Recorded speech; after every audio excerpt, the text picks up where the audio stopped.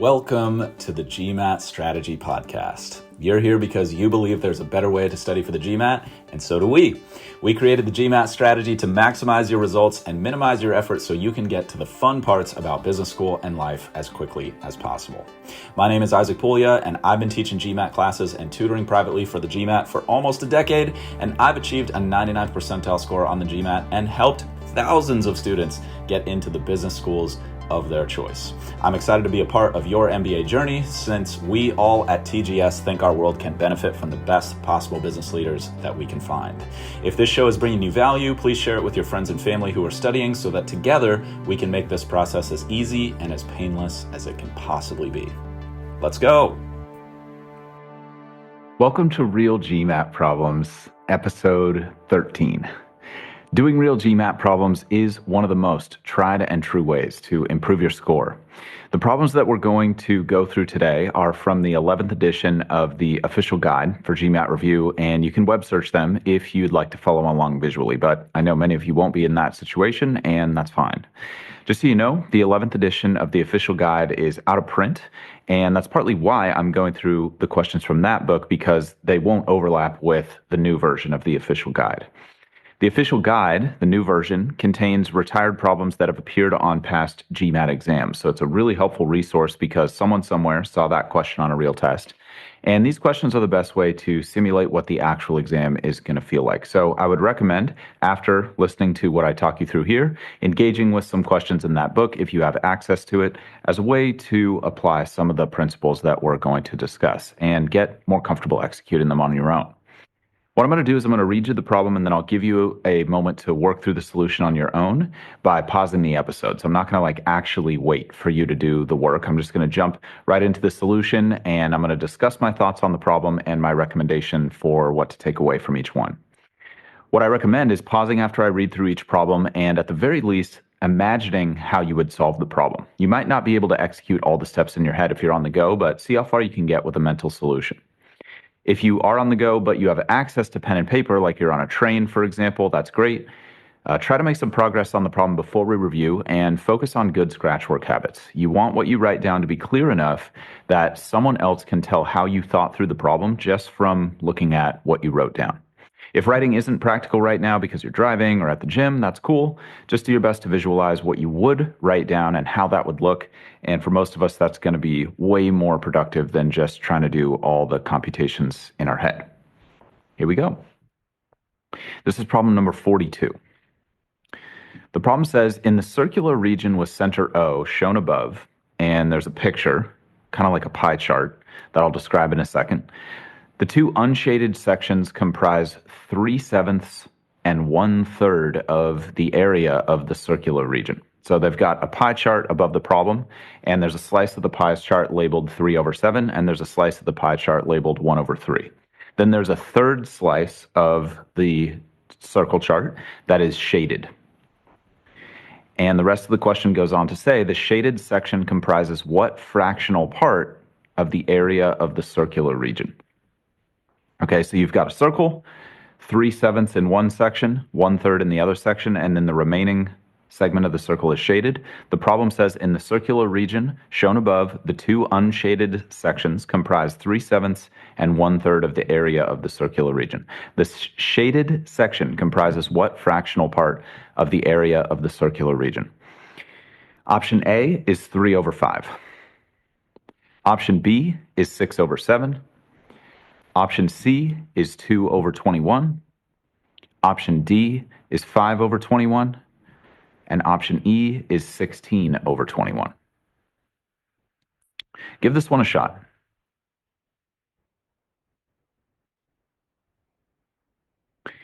Again, feel free to pause if you want some time to work on this. I'm going to jump right into my comments. So it's going to be a pretty straightforward problem for most people. There are a couple talking points that are worth mentioning, though, since 3% of people seem to pick E, which is not the right answer. The correct answer is D, as in delta, 5/21. First, my recommended solution is to simply subtract the unshaded fractions from the whole circle. I think at the end of the day, this is going to be the most straightforward approach for the most people. So let's execute on that just to make sure that you know how to do that well. The way to subtract fractions from a whole is to subtract them from 1. 1 over 1 represents a whole circle, or like 100% of the pie chart, if you want to think about it like that. So I recommend setting up the problem as 1 minus 3 over 7 minus 1 over 3. So what we're going to do is we're just going to subtract the known regions from the overall whole, and that should leave us with the shaded third part of the circle. This is kind of the fundamental aspect of a question like this. Now, if you're just getting going with GMAT math and it's been a while since you subtracted any fractions, then we've got a math basics episode linked for you below on exactly how to do that. As many of you will know, though, here we just want what's called a common denominator. So if you're familiar with how to subtract fractions or you've been studying for a little bit of time and this is a familiar concept, we want a common denominator. And as long as we don't make any math errors, we should be good to go with the right answer here. If we look at the existing denominators of 7 and 3, we can think about a common multiple. If you're not sure what a common multiple is or how to find it, we've got a math basics episode on multiples linked below as well. Now let's assume you do know how to do that and you decide to pick 21, which is the least common multiple of 7 and 3. What we're going to do is we're going to transform some of the numbers so that they all have a denominator of 21, that least common multiple. So we're going to transform the 1 that we're subtracting from into 21 divided by 21. Then we're going to transform 3 over 7 into 9 over 21 by multiplying by 3 over 3. And I'm going to gloss over all the fraction theory and math behind it because you can check out those math basics episodes linked below. If you're like, wait a minute, common denominator, it's been a minute here. And that's totally fine. That's where most, if not all of us started. That's where I started. And you probably just have to shake the rest off a little bit.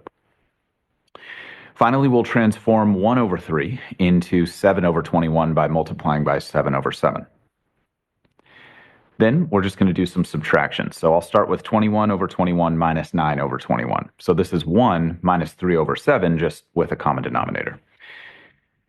So 21 over 21 minus 9 over 21, that's going to give us 12 over 21. Then I'm going to subtract 7 over 21, which is 1/3, with the denominator transformed into 21. I'm going to subtract 7 over 21 from 12 over 21. 12 over 21 minus 7 over 21 gives us 5 over 21, which is our correct answer. So again, I think as long as you're good with your fraction basics, you've got an extremely high probability of getting this question correct. But there's a couple reasons to comment on this one. First is, I think this is a good example of the types of quote-unquote geometry questions that appear on the new version of the exam. So you might have heard online that the new version of the GMAT, which used to be called GMAT Focus Edition, but is now just called the GMAT. And we got plenty of detail in that in our episode titled What Everybody Should Know About the GMAT in 2025, which is linked below as well. So if you're not up to date on like the changes, recent changes of the exam, then I would highly recommend checking that out before you proceed here. But geometry, they say, has been eliminated, but I don't know that that's 100% true. I wouldn't necessarily call this one a geometry question. I think there's questions that have a little bit more geometry type content, like volume or surface area, in current GMAT questions. I've seen those. But what I like about this question is it's representative of the kind of geometry that shows up on the new exam, which is it's usually just like one step of geometry, and then the rest of the problem is about something else. So you should understand like volume of a 3D object. You should understand surface area of a 3D object, because that stuff does still come up from time to time, not nearly as much as it used to. But usually when that comes up, it's just one step in the problem. It's almost like a superficial aspect of the problem that you do need to know to execute on the problem. But really underneath that, the problem's like actually an algebra problem, or it's actually a fractions problem, like this one is. So this isn't like the most representative example, but it's a decent example to help you wrap your mind around like what does geometry look like on the new version of the GMAT. But just by contrast, what's gone that used to be on the exam is like multi-step geometry questions, where there'd be like a triangle inside of a square, inside of a circle, and you'd have to do like 10 steps of geometry reasoning to get the question right. I haven't seen any of that on the new version of the exam, but I have not seen zero geometry. I don't think it's accurate to say that geometry is completely gone from the new GMAT. I really don't think that's true. And so I want to help you all understand, regardless of where you are in this journey, like how much geometry you need to know. And that way you can plan your studies around it enough to have the basic knowledge, but not like waste time studying a bunch of complex old GMAT geometry questions that aren't really relevant anymore. So hopefully that helps. I think it's a good point to make on a question like this. One additional note on this problem is, like I said, 3% of people pick E. Now, if you think about that for a second, E is 16 over 21, and you probably didn't do this math, but you might have. If you think about it, you might notice that that's actually the sum of the two fractions given in the problem. That's 3 over 7 plus 1 over third. If you added those instead of subtracting them from 1, that would get you 16 over 21, which is option E. And a full 3 out of 100 people are doing that. So it's not an overwhelming number, but I just want you to think for a second, like, why might people be doing that? I'm just speculating, but based on quite a bit of experience at this point and what I've seen a lot of people do on GMAT problems is I bet most people who are picking E, they didn't read the problem carefully enough, or they made a mistake when they were reading the problem initially. Maybe they were feeling time pressure or they were fatigued or something like that. And instead of solving for the shaded region, they actually solve for the unshaded region, which is a pretty understandable mistake to make on the problem, especially if you think about how significant the time pressure is or how significant the fatigue a lot of us experience when studying for the exam or taking the exam for a whole variety of reasons, demanding jobs, kids, personal commitments, not being a great sleeper in general. Just like there's all kinds of things that can lead to making mistakes like that seem very, very simple. And maybe they are like simple mistakes, but a lot can go into making the error rate of those mistakes 0%, if that makes sense. And I think that is the goal we should all shoot for. At the end of the day, we're all human. Like, you might drop one question per section just because of something like that, even with like perfect sleep, perfect diet, perfect exercise, perfect pre-exam routine. Like, even if all that stuff is totally controlled, it can still happen. And even at my level of having engaged with this material for like over a decade at this point, basically, and coaching thousands of people through this process, like, even I'll still drop a question because of something like that every once in a while. Like, we're all human, but the goal should be to have the process and our approach and the controllable things we do so good that it's as close to 0% chance of having something like that happen as possible. So even though there could certainly be other reasons people are picking E, I think that's the most likely. And so here's my advice for helping reduce the chances that that's going to happen. Because if you work on your stuff, there should be a 99.9999999% chance that you get a question like this right. Like, you're going to B school, hopefully a top B school, you should be able to understand fractions and pie charts and do some fraction math. Okay, I think we could probably all agree on that. This is like pretty fundamental stuff. So if you did fall into that trap, though, or you find yourself frequently making that type of mistake, what I have seen work best for the widest number of people is creating a habit of always writing what the problem asks first 100% of the time. That's really the key, is committing to always writing what the question asks as the very first thing that you write down in math problems. You definitely don't have to love it. You don't have to be like thrilled that that's required for you to see the success that you want to see on the exam.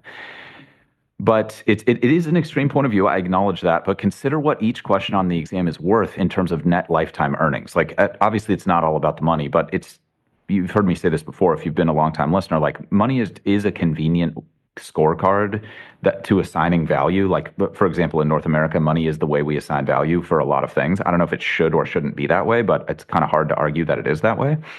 And there's other ways that we assign value, obviously. That's my whole point here. But like, money is a scorecard that like pretty much everybody understands. And so it's just a convenient way of assigning value to this exam and these problems. But obviously, this is just painfully obvious that money is not the only thing that matters here.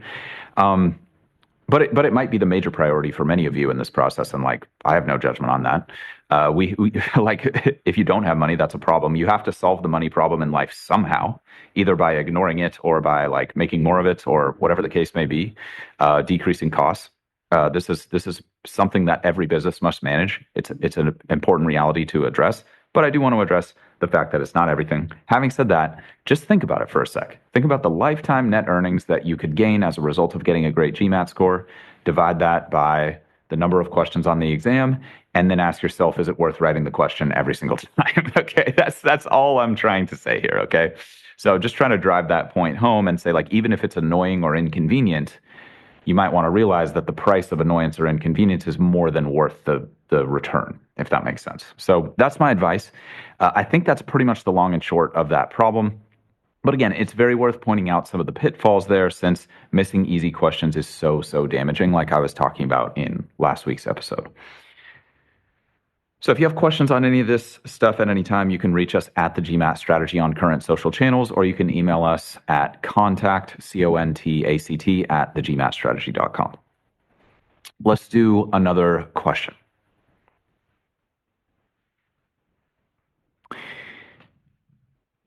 So this is question number 43, and it reads 0.3 to the fifth power divided by 0.3 to the third power. So this is just a fraction with 0.3 raised to the power of 5 divided by 0.3 raised to the power of 3. Option A is 0.001. Option B is 0.01. Option C is 0.09. Option D is 0.9. And option E is 1.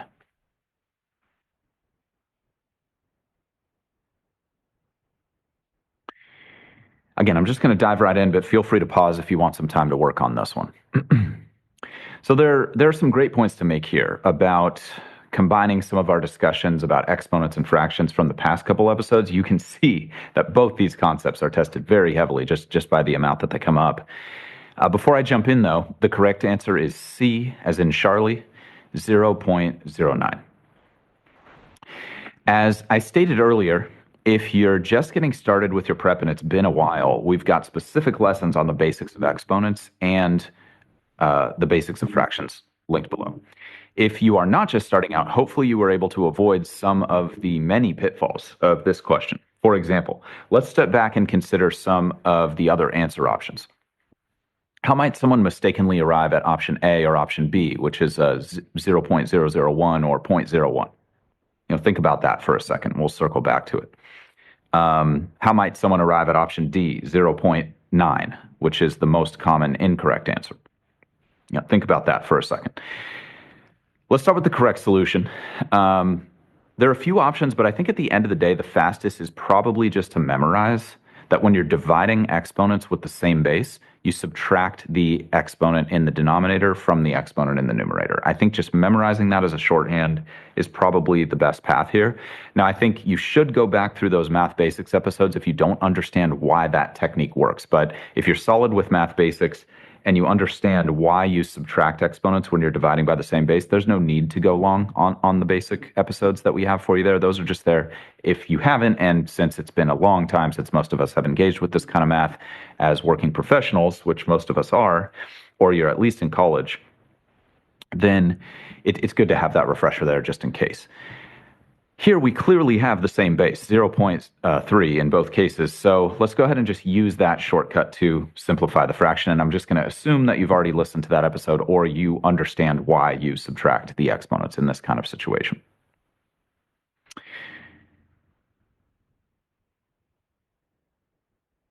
So we're going to subtract the exponent in the denominator, which is 3, from the exponent in the numerator, which is 5. 5 minus 3 is just 2. So if you're good with that shortcut, you would wind up with simplifying the fraction to 0.3 to the second power. And at that point, as long as you are good with your decimal long multiplication, this one is going to be great, and it's not going to be a difficult problem. So you can see there is some background work to do to get up to speed here, but once you do that background work, this kind of question ought to be a slam dunk. If you're not solid with your decimal long multiplication, then you're definitely at risk of picking something like D, which, as I mentioned, is the most incorrect, popular incorrect option. And please check out the Math Basics episode on decimal long multiplication linked as well. I'm not going to rehash all of that here. But just so you know, I never learned how to do decimal long multiplication as a kid, so I literally learned it for the first time as an adult studying for the GMAT. So if you're feeling humbled by all of this, then you're not alone. It's all good.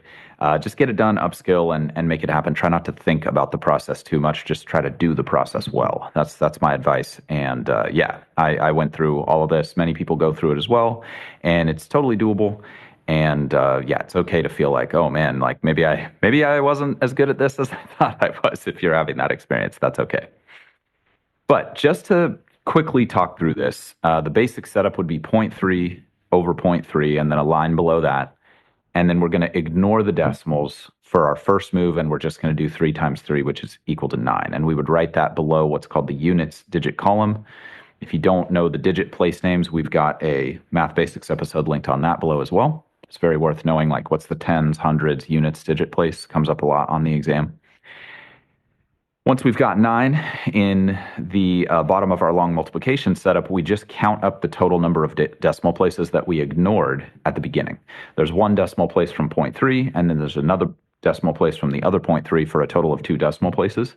So what you do with decimal long multiplication is you start with 9.0 at the bottom, and then you shift those 2 decimal places that we ignored at the beginning to the left. So we're going to shift the decimal place 2 times to the left, which is going to yield 0.09, which is our correct answer. Again, if you're not comfortable with how that works, just check out the Math Basics episode on decimal long multiplication, and I will walk you through like the master class on how to be great at that. But because a lot of you are going to be familiar with that, I'm just going to assume that we're good here. So that's the correct answer, 0.09. Let's think about A and B, which I mentioned earlier. It's definitely easy to panic if you're not sure about exponent rules and think that the bases are just going to like divide each other out and cancel to make 1.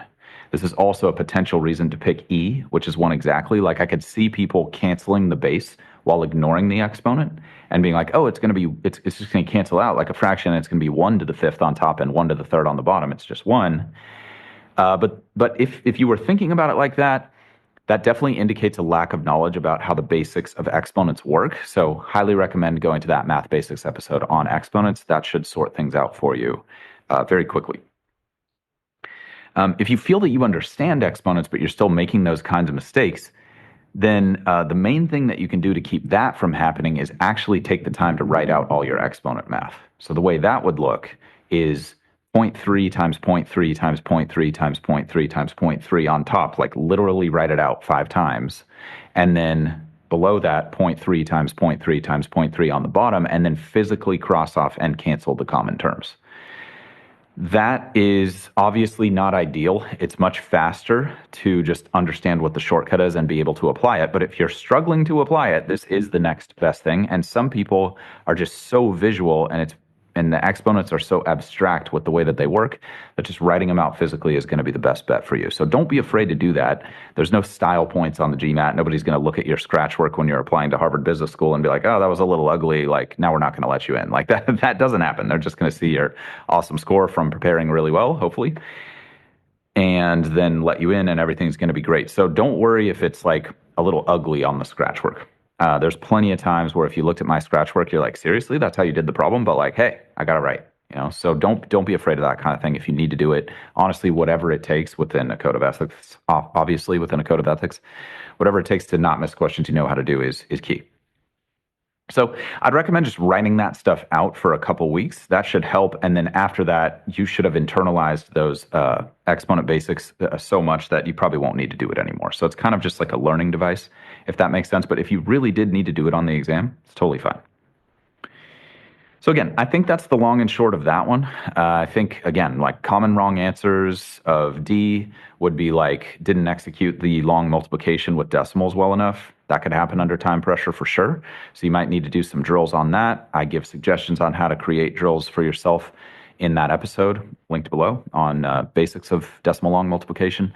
And then options A, B, and E, that's if you're like canceling bases while ignoring exponents, and that's not how exponents work. So if that was you, you definitely want to go listen to those exponent math basics episodes and get your game tight there. And then consider writing out all the exponent math for at least a couple weeks until you get solid with the shortcuts. And then eventually you can graduate to the just, oh, cool, dividing by the same base, subtract the exponents. I'm good with long multiplication with decimals. Bam, you're getting that problem right in maybe, 20 seconds, 30 seconds with a really, really high hit rate. That's what we want. Okay, let's do one more. This is problem 44. In a horticulture experiment, 200 seeds were planted in plot 1 and 300 were planted in plot 2. If 57% of these seeds in plot 1 germinated and 42% of these seeds in plot 2 germinated, what percent of the total number of planted seeds germinated? Let me just read that again. In a horticulture experiment, 200 seeds were planted in plot 1 and 300 were planted in plot 2. If 57% of the seeds in plot 1 germinated and 42% of the seeds in plot 2 germinated, what percent of the total number of planted seeds germinated? Option A is 45.5%. Option B is 46.5%. Option C is 48.0%. Option D is 49.5%. And option E is 51.0%. Again, feel free to pause if you want to work on this more. There are quite a few different ways to handle the computations here, for sure, like tons of different ways you could do the math, but structurally, I think there's really only one approach to this problem, which is just to do the computations. If you just run the numbers and do the math, you're very likely to get this one right. The correct answer is C as in Charlie, 48.0%. Again, many ways this can be done, so I'm just going to walk you through my recommended way of doing this that I've seen work for the largest number of folks. But if your approach varies from what I'm about to describe and you're getting great results, that's awesome, and there's definitely no need to change. First, we want to translate what the problem is asking. And in line with what I recommended in the first question today, which is to make sure that you always write what's being asked first, or at least very early on in the problem, that should cut down on most of the potential mistakes that I see people make on these kinds of questions. Most of the time when people miss these questions, it's because they didn't write the question down first. And so they'll end up solving for like the seeds that germinated in plot 2 only, or the seeds that germinated in plot 1 only, or they'll mix up what the total number of seeds planted was. It's just simple little small things like that, that just, again, if you think about like lifetime earnings and attach that to each question, it's like, all right, well, let's, kiss 500 grand goodbye from missing that question that I totally knew the math on. Like we really don't want that to happen, everybody. But maybe that's obvious, but it can get hard to think about the big picture when you're tired and you're struggling and you're just like, oh, I just want this one question to be over. But we want to become those kinds of people who can balance the long-term vision and rational long-term investment strategy with short-term demands of the moment. If you can develop that mindset, and this exam is an excellent opportunity to build up that muscle internally, then you're probably going to be a lot more successful than you would be without that skill. Just saying. So a lot of that can come from just writing the question first. All that's to say, I recommend doing that. Now, many of you can probably just create a fraction for what the question's asking here intuitively, and that's totally cool. If that's you and it just immediately popped into your head to do it that way, no problems with that whatsoever. But if that was hard for you, or you were a little confused about how to construct the question properly, or it just took you a long time, you didn't feel confident with it or smooth or fast, then this is a good opportunity to use a technique that I talked you through a couple episodes ago, actually, in Real GMAT Problems, episode 11, around how to translate percent questions well. So I'm going to use that approach here just to emphasize some of its value, and also to help those of you who don't naturally see how to create a fraction in this type of question. But that full episode is linked below, and it's the first problem that I go through in that episode. I'll walk you through a deeper dive of this technique I'm about to go through. It's 2 episodes back in the feed. I'll just do a super quick refresher here. In percent word problems, the word what always means create a new variable that isn't in the problem already. The word percent always means divide what was just mentioned by 100. The word of always means multiply. And the word is always means equals. So if we use that, again, there's much deeper dive 2 episodes ago if you want that. If we use that on this question here, which says what percent of the total number of planted seeds germinated, and we go just one piece at a time, what is a new variable? So I'm going to make that variable P as in purple. And then it says what percent? So I'm going to have P divided by 100. of the total number of planted seeds. So of means multiply. So I'm going to have P over 100 times total number of seeds planted just means total number of seeds planted. And they already told me that that's 500. They told me 300 were in one plot, 200 were in the other plot. So 500 total seeds. So I've got P over 100 times 500. And then it says how many of those germinated. So you're going to have to infer the equal sign here, and then that's going to equal what I'm going to call G for germinated. We haven't done the math on what number germinated. Some of you might have done the germinated math and to just put that over 500. Again, that's totally fine if that's intuitive. This is what you do if it's not intuitive. So the total equation would be P over 100 times 500 equals G. To answer the question, we just want to solve for P, and in order to do that, all we need to do is get a value for G, and then we're going to have an equation with just P in it. Now, the good news is they gave us enough information to solve for the germinated seeds, so let's just go ahead and do that. In plot 1, there was 200 seeds planted and 57% of them germinated. Like I said, there's tons of ways to do these calculations, so the actual steps are less important than having a consistent approach that works for you. But the way I like to do percent math is as a fraction because it's much less error prone for me and I can visualize crossing things off. So again, back to this idea of like, just do whatever you have to do to not miss questions you know how to do. It's just so comically, I guess it's not even comically, it's just terrifyingly easy to miss questions you know. This is what I like to do. So I do 57 over 100 times 200 over 1. And then I will literally physically cross off the two zeros in the bottom of the fraction and the top of the fraction with 200 and 100. Again, if you're not comfortable with cross canceling, check out that fractions episode linked below. That's going to get me 57 times 2. All right, that greatly reduces the amount of computation I have to do to figure out how many seeds germinated. You can do that in your head if you're really, really airtight with it. But if you're not 100% math in your head success rate, then just do the long multiplication. It takes 5 seconds to write it out. And there's an episode on long multiplication linked below if it's been a minute. Don't worry. And that would get us 114. We'll do the same thing with plot 2, which was 300 seeds, 42% germinated. So 42 over 100 times 300 over 1. We cancel the zeros to get 42 times 3. And again, you just do long multiplication to get 42 times 3 is 126. Now all we have to do is sum 126 and 114, which are the two numbers of seeds germinated in each plot. And you can do some long addition there. We've got that episode linked below for you as well, and that would give you 240. So I'm just going to substitute that in for G in the equation that I made a moment ago. So the equation now would be P over 100 times 500 equals 240. Let's do a little bit of math. On the left, I'm going to cancel the zeros in the 100 in the denominator under P over 100 with the 500 in the numerator. So you could write that as P over 100 times 500 over 1 to make that a little easier to visualize. And that's just going to get us 5 times P on the left. On the right, we've got 240, so let's just use the golden rule of algebra. If you're not sure how to do that, we've got an equations episode linked for you below. Let me just make a note, so we're going to add that. And 240 divided by 5, I recommend just doing some long division. We've got that episode linked for you below as well, and that would get you 48, which is our correct answer. So again, plenty of ways to handle a question like this, but one big pitfall that I can see people getting caught up in is not having a consistent approach to translating percentages. And so you might wind up with the wrong fraction or the fraction inverted or something like that. And you might still get the question right, but you might have to do some wrong math, realize your answer's not there, and then have to reboot, resolve the math, and burn a bunch of time getting to the right answer.